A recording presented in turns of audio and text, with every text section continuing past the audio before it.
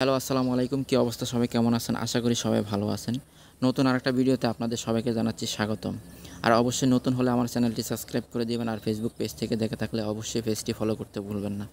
যাই হোক, আসলাম কিছু কথা বলার জন্য। বাংলাদেশে যে একটা সমস্যা চলতেছে এখন বর্তমানে, যে কোটা আন্দোলন নিয়ে, যে অনেক ছাত্রছাত্রীরা আমাদের আন্দোলন করলো, রাস্তাঘাটে নামলো, অনেক ছাত্রছাত্রী আহত হইলো, আবার অনেক ছাত্রছাত্রী মারা গেছে।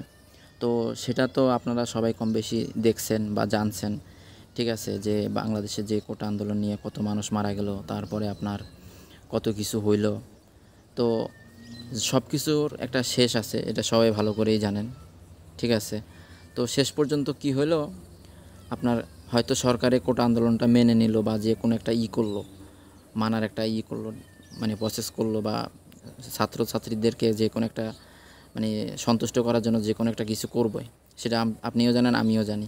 কিন্তু কথা হলো কি একটাই, যে এই যে এত ছাত্রছাত্রী যে মারা গেছে, বা অনেক ছাত্রছাত্রী গুম হয়ে গেছে, বা কারো পার্সোনাল শত্রুতা থাকলে সেটা এই কোটা আন্দোলনের মাধ্যমে আপনার সে তার পার্সোনালি শত্রুটা আমি পূরণ করলো। ঠিক আছে, তো অনেক ছাত্রছাত্রীরা যে মারা গেল, যখন আপনার এই কোটা আন্দোলনটা সাকসেসফুল হয়ে যাবে, বা সরকার একটা ঘোষণা দিবে যে হ্যাঁ, ছাত্রছাত্রীদের জন্য এত পার্সেন্ট কোটা, বা এত পার্সেন্ট এইটা, এত পার্সেন্ট ওইটা দেওয়া হবে, তখন তারা কি মনে রাখবে যে যারা এই কোটা আন্দোলন নিয়ে আন্দোলন করতে গিয়ে মারা গেছিল, তারা কি এগুলি মনে রাখবে? যে কার কার কার কারণে, কার দ্বারায়, যাদের দ্বারায় যে আমাদের এই কোটা আন্দোলনে হলো, পাইলাম, যারা মারা গেছে তাদের কি মনে রাখবে? মনে রাখবে না। হয়তো একদিন, এক সপ্তাহ, এক মাস, তারপরে ভুলে যাবে সবাই। সবাই সবার মতন হয়ে যাবে। তো আসলে এগুলি আমি একটা কথাই বলতে চাচ্ছি, যে এসব আন্দোলন করে অনেক মানুষ মারা গেল, অনেক মানুষ আহত হলো। লাভটা কী হলো? শান্তিপূর্ণভাবে যদি আন্দোলনগুলি করা যাইত, তাহলে এত কিছু হইতো না। ঠিক আছে, আর সরকারেরও কিছু কথা মানে কথা বলছে, কিন্তু একটু লেটে বলছে। যাই হোক, সেই বিষয়ে আমি যাচ্ছি না, সেটা আপনারা কম বেশিই জানেন। তো এই আর কি। তো আমি জানি যে মুক্তিযোদ্ধার যে কোটা আছে, আপনারা বাংলাদেশের, আমি এখানে একটা স্ক্রিনে আপনাদেরকে ছবি দিয়ে দিচ্ছি।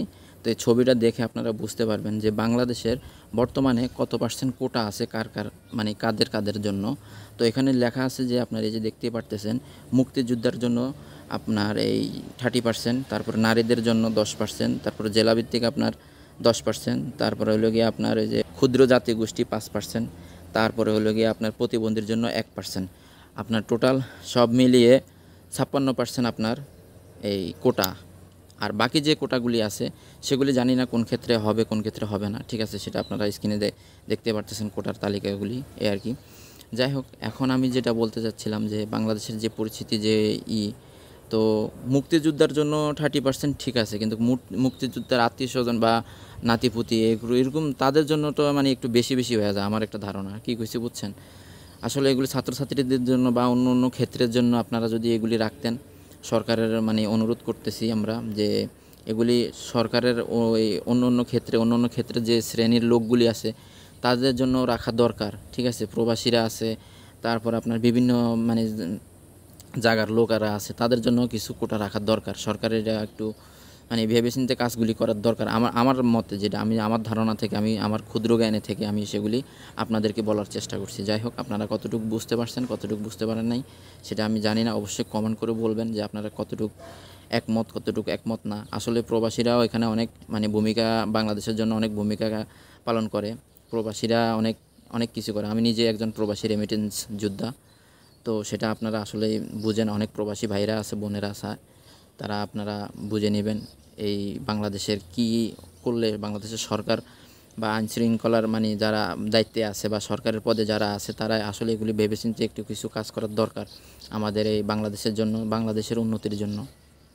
যাই হোক, তারা অনেক জ্ঞানী লোক, তারা অনেকে তাদের জ্ঞান থেকে তারা অনেক কিছু বুঝে, তারা অনেক কিছু করতে পারবে ইনশাল্লাহ, আমি সেটা আশা করি। তো যাই হোক, আজকের ভিডিওটা এই পর্যন্ত। আর অবশ্যই শেয়ার করে দেবেন ভিডিওটা অন্য ভাইদেরকে দেখার জন্য, ভাইদের বোনদের দেখার জন্য। তো ভিডিওটা এই পর্যন্ত। ভালো লাগলে লাইক করবেন, শেয়ার করবেন, কমেন্ট করবেন, আর আমার চ্যানেলটি সাবস্ক্রাইব করে আমার পাশে থাকবেন। আর অবশ্যই ফেসবুক পেজ থেকে দেখে থাকলে অবশ্যই পেজটি ফলো করতে ভুলবেন না।